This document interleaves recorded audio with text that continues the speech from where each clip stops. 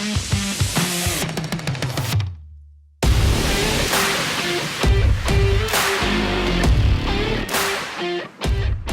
up, Rethink? Welcome back. I'm glad we didn't record what we were just talking about. You have an addiction. Yeah, for sure I do. Yeah. We don't have to touch base on that, though. That's fine. We weren't talking about anything off camera. But pray for Cole. Pray for me. He has a dark soul. Very. If he has a soul. If it's there. If it's there, it's dark. Yeah. Yeah, that's fine, though. Hey, before we jump in, thanks for subscribing. Thanks for listening. Me? You subscribe and you listen? I would think it was the first. I think you were the first.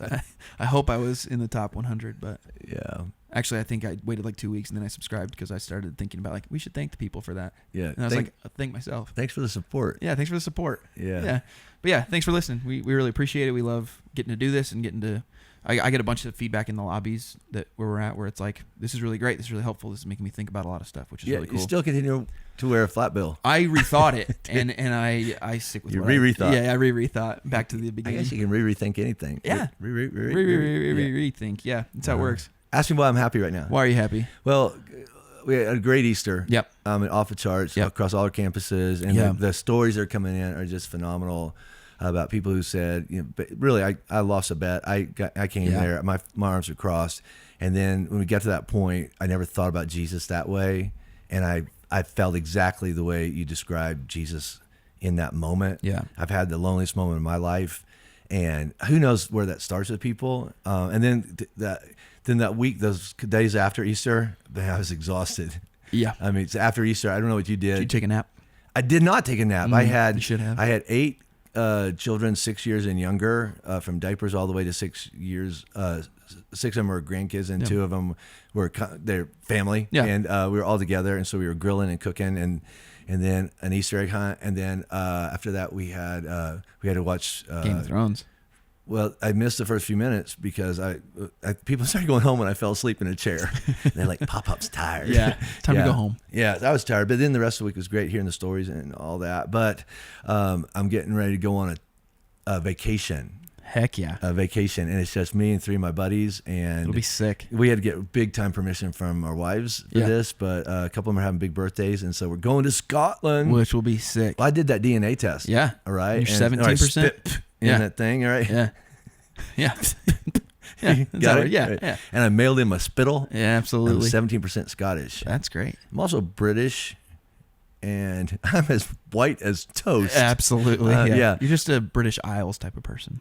Yes. Yeah. But the thing, that's why I love that bagpipe. That's why I like bagpipe music. Yeah. I think that it just touches something in your soul, in my DNA. Yeah. Heck yeah. So good. What else? 17% that. What else? What else? What's your DNA compilation of? Oh, English. Yeah, mostly, but and then Irish. Yep. So my clan is from Cavan County, which is right on the border of Scotland and Ireland. Yeah. And so I already own kilts, but we're gonna do some stuff. I'm gonna learn how to fly fish. That's great. In a loch. There you go. I might catch the Loch Ness Monster. I hope you do. You know what? There'll be cameras involved. Anything is possible. And hopefully I'm gonna send some social media stuff back for that. Yeah. And so this is gonna be a fun trip. Be sick. And I'm gone for a little while. Then I'm gonna go visit my mom for Mother's Day. Cool. I hope my mom doesn't. I'm pretty sure my mom doesn't listen to this podcast. Yeah. Surprise! She doesn't. She lives with my sister in Tennessee, and I haven't seen her in several months. So we're gonna show up and do that. That'll be good. That'll be great. Trying to be a good son. That's great. I'm happy. Yeah, you're happy. Yeah. Which is what we want to talk about today. Oh, and we got a bunch of people in Tennessee that actually listen to us. Yeah. Like the Eli Mason people. Yeah. So I might have to hook up. I think you have to. I'm just saying. You have to. They have to show you around, right? It'd be wrong. It would be wrong. They would be unhappy. Mm-hmm. Yeah, but you would still probably be happy. You'll find a way. I always find a way. But that's what we want to talk about today is happiness. So I was listening to a podcast. It was a debate about happiness, and then you taught on Easter about everything that Jesus went through. And so for me thinking through it, it's like I think over and over and over again in culture today, in society, and everything that we do, it's like, well, we want you to be happy. And people think, oh, well, I'm not happy, so I need to do this. I need to have an affair because then I'll be happy. I need to get a different job because I need to do all this different stuff so that way all my needs are met and I'm happy. Yeah. And then Jesus looks at that and goes, well, that's not the goal. Your definition of happy is not what you're actually chasing after. So for us to rethink, I mean, I think you and me both chase after being happy a lot. Like that's what we like to do. I don't think there's anything wrong with wanting to be happy. No, but I think there's a lot of time like in the big the big three of the Constitution. That's right. Life, liberty, and the pursuit of happiness. Right. But with that, I think it's also, we get it in our hierarchy of what's important. We get it in the wrong spot a lot.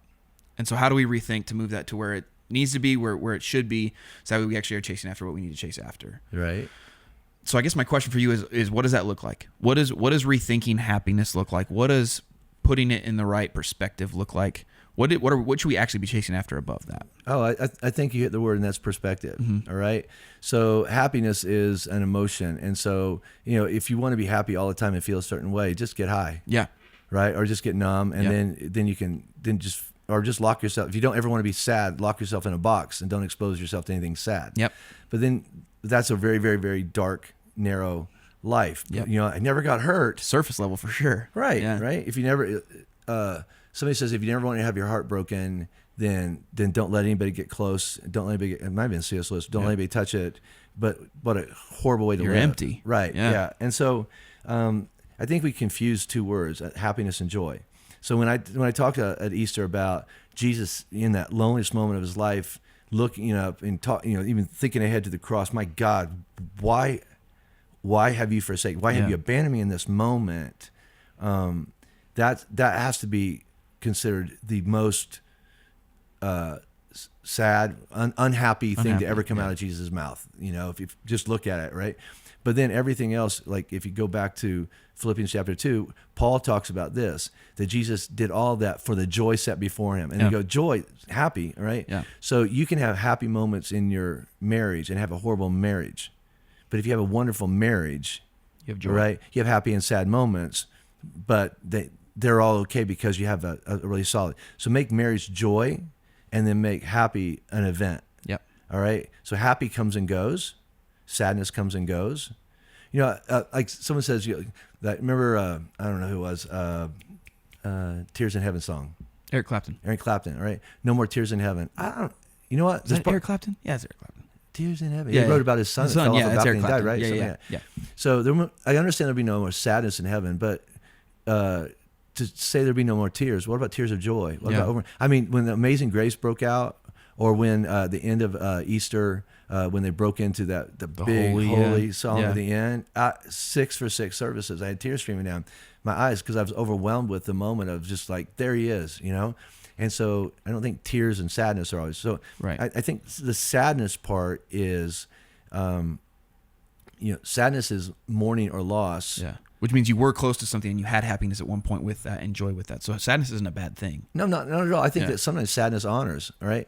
Like you're sad about your dad passing away a few months ago. And I remember cancer. We sat in this room with my brothers and my mom, and it's like we're crying talking about my dad, and you're like, sure. Those tears honor him. Absolutely. Yeah. Don't rush through that and go, well, I should just get over it. Yeah. Well, not the big things you don't. Right. So I think, but when I'm pursuing happiness is how about this? I'm pursuing fullness of joy, a full life. And then all the emotions come along with that. Yeah. All right. And emotions aren't necessarily a bad thing. Like for the important things, it's all right. So, guilt or shame. Okay. Those are immediately bad things. All right. Are they? Let's say pain. Is pain a bad thing or a good thing? It's both. It's both. All right. And I heard somebody say, like, if you put your hand on a stove and it hurts, it tells your body, get off the stove. Get off the stove, okay? Now, if you shut down, if you have leprosy or if you have numbness or something, you put it there and your hand's just going to fry, but you don't feel pain, right? Pain's not something to be carried. Shame, guilt, not something to be carried. It is something to get your attention. Yep. Why am I sad? Yeah. I'm sad because I lost something. Why did I lose it? Because I made a mistake, okay? What mistake did you make? I made a bad choice. Where did that choice come from? I was looking for something good in the wrong place. Yeah. It helps you logically. What were you looking for? Yeah. I call it happiness. I just wanted something important. Yep. And that's fullness of joy, right? And I think that's what we have to track way, way, way upstream going, all right, let's go. If we go out and get high tonight or get stoned tonight or get whatever blasted tonight, let's just go have a good time. Yep. All right? But really that's an escape mechanism. All right. We either go out and celebrate something that's really happy and joyful, or we go out and call it celebrating. We're just trying to forget something painful, right? And call it happiness. And there's nothing worse than the morning after that. Nothing worse, right? Yeah. It's that moment after you had that affair. It's that moment after you crossed the line, and it's that huge tsunami, that oh shit moment of going, oh no. What did I do? Yeah. I thought I was getting something. And different. You know what? We didn't. we told ourselves, but we knew on the other side of this is nothing but darkness. Yep. But I don't care right now. I just want to feel good. And I think that's where we get confused, going the pursuit of happiness. There's a lot of happy people that you look and go, they've got to be happy. Look at their life. Yeah. It's really not the poor who are committing suicide in record numbers. Yep. Right. Yep. It's the successful. So right? Is the problem chasing after feelings then instead of chasing after maybe fullness? I mean, what is our problem that we're chasing after feelings instead of chasing after like a fullness in that? I mean, you keep saying the fullness of joy. Mm-hmm. So it's like complete contentment in what I have. Right. So you can really, I mean, you've been around the world with me. Yeah. We've been in villages where people live in dirt, mud huts, and they have this joy that their circumstances and their poverty and the political action around them has not touched them at all, because their life is about something else. And that's what they've filled in the blank with. This is what my life is about. And everything else comes and goes. Yep. Now, am I happy or sad when my kid dies? I'm sad. Right. All right. Am I happy when the crops come in and we have enough to eat? I'm happy. Yeah. Right. But the status or the meaningfulness or the value of my life is not based on that. It's mm-hmm. based on something that's already been settled. And that's what the pursuit, I think we have the pursuit of joy. Yeah. So that when happiness comes and goes, I'm all right. When I get nailed to a cross, I'm all right. James says this: consider it pure joy when you go under affliction and temptations, because you know at the end process of that, you become this strong, whole, mature person. Yeah. Now, none of us do that in the middle. No. But then Paul says, and this is what Robin and I have really held, especially Robin has held her together as she's gone through depression. 3 times Paul says, take this thorn away from me. And the answer came back, no, my grace is sufficient for you. When I'm strong, when I'm weak, then you'll see how strong Jesus is. Therefore, I will consider it joy. Yeah.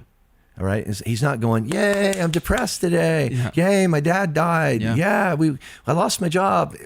This is so much fun. I don't think that's what it is. It's like you go for, so joy is overwhelming contentment and security in my position with God. Sure. All right. That's how Jesus considered all joy to face the cross, because he knew he believed, one, that this would glorify God and it's worth it. And on the other end of crucifixion was resurrection. He had absolute conviction of that. That's why he says, all right, it's my joy to do this. Yeah. Now he was overwhelmed with sorrow to the point of death. So somehow overwhelmed with sorrow to the point of death and joy can be in the same place and coexist at the same time. Yeah. How? Because you're going for something more and bigger. Yeah. If all you're going for happiness is, those are events. It's a fleeting moment. Right. Mm-hmm. Right. So it's like, I'm trying to find a good metaphor for there. It's like if all you want to do is feel good, you can kill everybody in the room. You can destroy every relationship in the room. You can lose everything in the room. You just do something selfishly that tells your mind, fires off chemicals, and all of a sudden you feel this way. Right. Yeah. You numb, you medicate, whatever that is, and then you avoid, and then you tell yourself you're happy. The world's been destroyed. Yeah. So you're happy, you have a good life?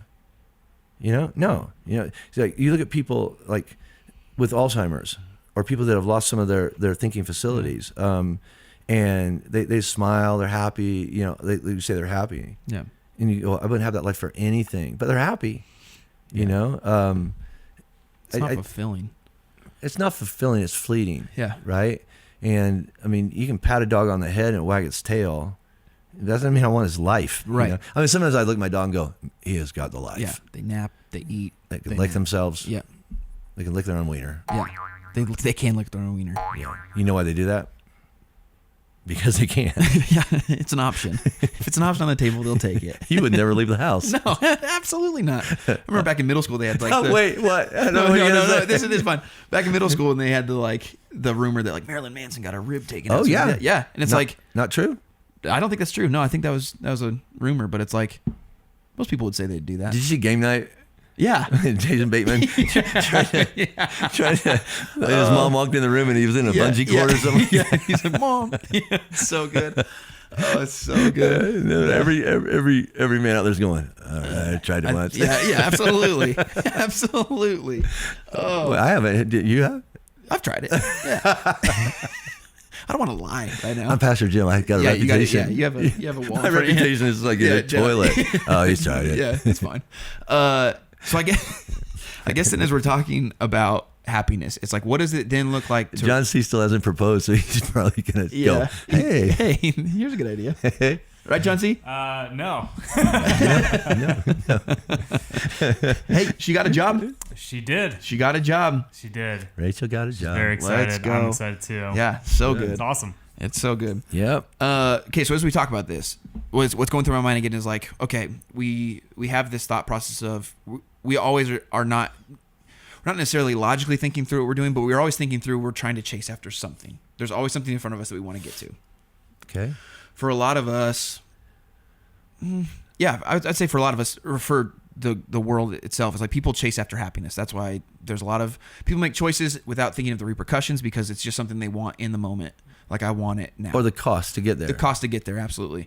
So what does it then look like? Like, what should we start doing? What did Jesus teach on when it came to, again, going back to rethinking, how are we going to reorganize what we're chasing after to put the most important thing first? How do we put joy ahead of happiness? What does that look like? Seek first the kingdom of God. Sure. And his righteousness, and then all these other things will fall in line. So seek what does it mean to be complete and content and have my eyes fixed on Jesus first. Yeah.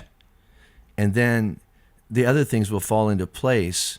But if you try to seek the other things first, happiness, safety, approval, all that. And those are good things. Well, nothing wrong. No, of course not. But they're just in the wrong order. Especially if making sure that what Jesus wants done is down the list. So if you choose approval and safety over what Jesus wants done, then what he wants done is way down the list because it might cost you some popularity and it might be risky. Yeah. And so it never gets done. But if you put this up here and go, what does Jesus want done? Well, he wants you to have fullness. He wants you to have, completeness. He wants you to have maturity. He wants you to be strong. He wants you to be whole. Yeah. So whatever comes next is not going to be other than that. Mm-hmm. Right? Right. But if you seek other things first. And so like with Booker, so you and Taylor decide to have a baby. Right. Why? What's the end goal? Right. All right. And is that a day's coming, right? And probably the day he came, or day that you found you're pregnant, whatever. It's like a day is coming. At certain points, you're going, man, this moment is worth everything. Is worth it right here. Yeah. Worth what? Well, you just told me Saturday night, right before Easter, you didn't get any sleep because he just didn't want to sleep that night. Were you happy? It was not a happy moment, sure right? Wasn't. I remember walking in and I saw Robin, and this was when Allie was first born, and Robin had a glazed look, and Allie wouldn't sleep, and Robin had her fingers pinning her eyes closed, and I'm like, "Give me that baby." Yeah, just hand the baby. Give me that baby. She's like, all right. Now looking back, it's like, yeah, man, it was hard. It was very sad. It was very scary. It was aggravating, infuriating. Yep. There's times when you just want to go, what? Yeah. Right? It's like, was it worth it? Yeah. All right. So if all you want is happiness, you'd throw your baby away. For sure. Right. If all you wanted happiness, your marriage wouldn't last past the first nights over the wedding. Absolutely. Right. And after that, it's like right. It's everybody's got a plan to get punched in the mouth. Right. All right. So, but getting punched in the mouth is part of life. Right. Right. Now what? Everybody gets punched in the mouth. In this world, you will get punched in the mouth, but take heart over that's a paraphrase. For sure. All right. And so I think, what is it you're going for? Something significant? Well, if all you want is happiness, then all you're going to do is have this really, really, really superficial, feels good thing. Nothing that's important feels good all the time. Yeah, absolutely. Right? So then for you, like bringing that to a personal level, where in your life do you have happiness in the wrong spot and you need to rearrange it to chase after the kingdom first? Say that again? Where in your life, like in any aspect of your life, have you placed happiness above chasing after the kingdom or chasing after joy or whatever that is? Where in your life do you look at happiness as like, I've placed this on a pedestal where it shouldn't be? Yeah. And I need to rearrange that aspect of my life. Because there's people listening right now where it's like, well, I chase after happiness here. Or I chase after happiness. I find happiness in my job. It means I'm at my job 18 hours a day and I'm not with my family and I'm not chasing after Jesus at all. It's like, I'm just finding happiness here. So it's like, where do you look at of like, there's people listening that are like, I don't know how to start rearranging that. I don't know how to even identify that aspect of my life. Right. So when you look at your life, is there a spot in your life where you look at and you go, here's where I could see that I've placed happiness in a spot that it shouldn't be? Yeah, sure. But I think that it's several different areas and it's ongoing. It's not like once it's accomplished, it's in the right place now forever, right? For sure. So last time, I think, or a couple of podcasts ago, we talked about there's this day when you're just going to give up and walk down the beach in a Speedo and a dress shirt and a metal detector and big old gut. And so the day is coming when physically we're not going to be able to do what we're going to do, right? But we act like it is. And so I think that what you have to do is you have to keep that in balance. So fitness, I think, is really, really super important. I get up at 3 o'clock every morning. I'm in the parking lot. By 4 o'clock, I'm working out by 4:30. I'm out the door by 6:30. Usually at Chick-fil-A. Yeah. And I'm in the office usually by 7:30. All right. Yep. Because that's really, really important. Yeah. The reason I started working out in the mornings is when I had little kids, I didn't want to take after school time. Absolutely. All right. And so I would be home in order to get them out of bed, especially when Robin was sick. So I adjusted my life because my fitness goals are not as important as my dad and husband goals. Yep. So right there is like, I have to adjust that because if I do this after school, then I've missed my whole evening with my kids. So if it's important enough to me, it's more important than what? Sleeping in. Yep. All right. Now, it also isn't more important to me than staying up late. Absolutely. All right. Because I can't stay up late. No, yeah. Because I get up at 3. Yeah. So I have to go, okay, this is important and this is important, but which one's more important? Yeah. Time with my family. Yeah. All right. Yeah. So this doesn't take away from me, but it allows me to do what I want. Yeah. I think money is the most obvious. All right. Yeah. How do you keep that in perspective? I tithe. Yeah. So I never have to worry about going, man, I don't know if I have enough left over to give to God because he gets the first 10 to 12% off my paycheck. It's an automatic withdrawal. All right. So it's not even a possibility now of going, I'm going to leave God out of the equation. I did the math and I did the app and it automatically does that. Yep. Right. And so there's like, okay, I have some automatic check and balances in there. So let's go back to the fitness thing. Yeah. I see I'm 57 years old. I think I'm in decent shape. All right. For a human being, especially when I look around at other people in my age range and I don't know their life and I don't know their health and I'm certainly not comparing everything, right? But I see some people in my age that are living like they're 80, 85 years old. Yeah. And so I think it was Jordan Peterson who said you got to choose your suffering. Absolutely. Right? Suffer now or suffer later. Yep. I'm suffering now so that I don't hit 60 here in a few years and feel like I'm 80. Yep. So I give up some sleep and I give up some comfort. I give up some money because my gym charges a membership. I do some things on the front end so that it will have a payoff down the line. I'm suffering now and I'm not happy. Getting up at 3:30 is not a happy day. It's 3? 3. I'm so sorry. It's 3 3. o'clock. Yes. Even less happy. That's about when you went to bed. For sure. Yeah. So I'm not happy. It's worth it. But the alternative is I have a more full life later and it actually energizes me. This morning I skipped going to the gym, right? Tried to listen to my body. The wise thing is to sleep in today, all right? That's really, really rare because I'm suffering now. I'm not happy about it, but I like the results later and I would rather suffer now and be unhappy than miserable and I can't do anything about it. Now that's just one example. And I'm not saying that everybody my age should that. All right. There's some people that they're working themselves to death for a day. They're building bigger and bigger barns, and then they die, and then they lay in a hospital bed and go, man, I wish I would have worked more. Yeah. No, Yep. I didn't take care of my kids. I didn't take care of my wife or my wives, whatever that is. But I got a big pile of money. Yeah. And Jesus says that person's a fool. And so you have to keep those things in priority. There's nothing wrong with wanting to be happy. Yeah. But what are the most important things? Because it's not always all or nothing.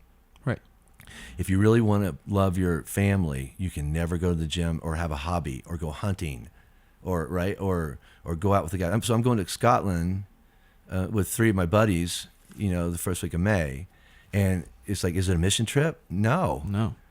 And it's not. It is a vacation. And I've never done this before. I've never gone off with, I went on the pig hunt. Yep. But it's like, this has been a year in the planning and I'm actually bringing somebody. All right. So I want to make sure everything's covered. So like Tina, my friend Tina is flying out from Queens, and she's going to spend the week with Robin. Yep. And they need baseball tickets if anybody has baseball tickets. Because it's not like going, hey, I'm going to do my own thing. Robin, you're on your own. Yeah. And if last minute Robin's health tanks or something like that, I go, hey guys, I'm out. Yep. And they would be unhappy. And I go, this is more important. Way more important. Yeah. Right. Yeah. And there's times when I've left Robin in a bad place when on a mission trip, and I've repented hard of that because it was the wrong choice. Yeah. So it's an ongoing thing. Yeah. Going right. The most important thing in my life is keep my eyes on Jesus. Mm-hmm. The second most important thing in my life is making sure that my wife is loved and feels secure and taken care of. Yeah. The next is the rest of my family. All right. And then next would be my close friendships. Yeah. And then there would be this church. Yeah. All right. And this church, my job is the biggest danger to all these. Because I don't really find my identity in Christ sometimes, or in my marriage, or in my kids. I do find my identity in my job, and so it sucks all the life out of everything. Yeah. And I tell them I'm doing it for everybody upstream Yep. or downstream, but really I'm doing it to prove something to myself, thinking if I do it well, I'll be happy. And none of those people that I just talked about Get that. They don't really care about my Yeah. job. They don't care if I'm Pastor Jim. Yeah. My son and daughter, and my son-in-law and daughter-in-law, they don't care if I'm Pastor Jim. They just mean me. Yep. To be whole. Yeah. Right. Yeah. Which, as you're talking through all this, thinking through your trip coming up, thinking through all that, it's like the real underlying thing here is not like, oh, you can't choose something without thinking through it. And so it's like, if you take time to stop, think through everything, to wisely make a choice, you can choose to do something and have it not be thought through, but to wisely make a choice, you had to Have stop. you ever done that? Like once, maybe twice this week. And, but for you, it's like you're stopping to pause, to think through and reprioritize. I mean, it's what we talk about all the time, but it's like, it's a conscious thought for you to choose joy, for you to choose chasing after joy over happiness, because choosing joy lines everything else up here as much as happiness. The way you said that just really caused something. So earlier this week, or how about this? The week leading up to Easter. Yeah. It's like, and it always happens when something big's happening. It's like Satan just throws everything at you. Yeah. And so almost everything was a wall. Everything was a hurdle. I mean, you were in a meeting. I got together. And I just unloaded. Yeah. All right. Like, it's like that closet you stuff everything in, and then the last straw happens, and I'm like, hey, I need everybody in a room. And I just took a fire hose and just said, this is how I'm feeling. Yeah. Right. And I think a lot of people got devastated by it. I've tried to clean some of that up. But I remember going home and I said, Robin, they just steal my joy. And she says, that's not possible. I said, what do you mean? She goes, nobody can take your joy. You can give it away. Yeah. And I'm like, Shit, Robin. now you just took my joy too. Yeah. Right. And I'm like, Yeah. And have we said wiener yet? A couple times, yeah. Okay, let's make sure. We were talking about Marilyn Manson. Remember? Mm-hmm. Sucking your wiener. What'd you say? I said sucking his wiener. We did not say that word. That's the first time we ever said that word online. Sucking? Yeah, we just... We hinted at we it. alluded to Yeah. it, but we didn't say it. Well, for the people that missed that, now they get it. All right. Anyway. And we're going to say so long to Cole now. Yeah. Fired. Once again, week after week. Yeah. But yeah. We might want to beep that, really. We'll get to it. It's fine. My point is that you have to take a breath and make a choice and go, no, you don't get to take that today. Yeah. So the other day, Easter. Yeah. Saturday was long day, emotionally exhausting. And then Sunday I got up and I was like driving to church, and I said, okay, this is it. This is Easter Sunday. This is a big deal. And I was dragging. I had brain fog. I pounded some 5 hours and some McDonald's, and I got in, and I'm like, these people deserve your very best. And then the first, so we run through the music even after we did it on Saturday. We did it on Sunday, and the worship kicked in, and I'm like, oh, there it is. I'm good. Mm-hmm. And I think we have to keep our eyes back on the main thing. And it's not the amount of people that were going to show up for Easter. It wasn't how good the music was. Like that. This is about the most important person on the most important day in history. Can you do this? I'm like, wild horses couldn't keep me from it. Yeah. Because there's some things where you go on, this is the pursuit of the most important thing right here. Mm-hmm. And It is. It is. I was so happy, but I was exhausted. Yeah. But I had joy. Mm-hmm. It was by the tears, 6 for 6 times. Tears came down at a certain point in that service, tears came down my face. And it wasn't guilt or shame. It was just overwhelmed with joy. And in the darkest moments, you have to go, okay, all I see is I'm overwhelmed right now, and I got to fix my eyes on something, because that's what's going to keep me alive right now. Am I happy? No. But happiness is coming. Yeah. It's coming, you know. When you're up at 3:00, tonight with Booker going, why won't this kid sleep? All right. There's a day going, you won't even remember that. Yeah. Right? There's joy on the other side. There is joy. Yeah. And sometimes it's a little ways. Yeah. And you can't see it from here. Yeah. And that's where that faith component goes in, is it's okay. This is a valley and this is a moment. This isn't my life. This isn't even our marriage. We just had a really big fight. Yeah. All right. This is not my job. I made a mistake. All right. But this is not who I am. Who am I? Oh yeah. And then the joy comes back. Mm-hmm. And it seems really, really simplistic, but what's your alternative? Yeah. Numb it, medicate it, and act like you're happy. And then it all comes crumbling down because it's not true. Yeah. And you just find emptiness on the other side. Right. Yeah. Yeah. What is it? Tears come at night, but joy comes in the morning. Mm-hmm. It's like, maybe that's why I love mornings so much. That's why I can get out of bed. When I drive to the gym in the morning, I might pass 1 or 2 cars, and the rest is just me and the world. There's no road traffic. There's no noise. There's no air traffic. There's no, this time of the year, there's no air conditioners on. It's just, you walk outside and it's silent. And I get about 14 minutes alone. I don't turn music on or anything. And in the summer, the windows are down. It's like, there comes the joy. Mm-hmm. Everything's good in the morning. Yeah. Better. It's the start of something. Yeah. Yeah. That's good. Cool. Right. This is good. Yeah. See you next week. All right. Bye.